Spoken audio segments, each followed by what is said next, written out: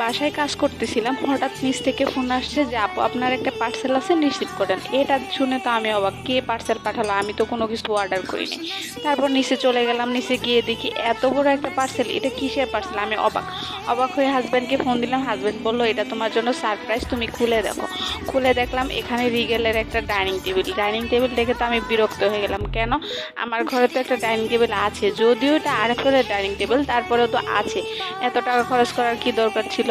তারপরে খুলে দেখলাম এটা রিগেলের একটা সিম্পলের মধ্যে ডাইনিং টেবিল। এই ডাইনিং টেবিলটা দেখে মনে মনে আমার ভালোই লাগতেছিল, কারণ সিম্পলের জিনিস আমি খুবই পছন্দ করি।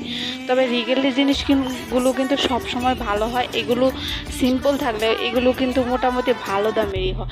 তো যাই হোক, রিগেলের আসবাবপত্র আমি এর আগেও ইউজ করেছি, এখনও ইউজ করছি, সেজন্য আমার কাছে ভালোই লাগলো। তারপর আমি ডাইনিং টেবিলটা সেট করার জন্য ডাইনিং স্পেসে চলে আসলাম। এখানে আমি একটু জায়গা ফাঁকা রেখেছিলাম অন্য কিছু রাখার জন্য।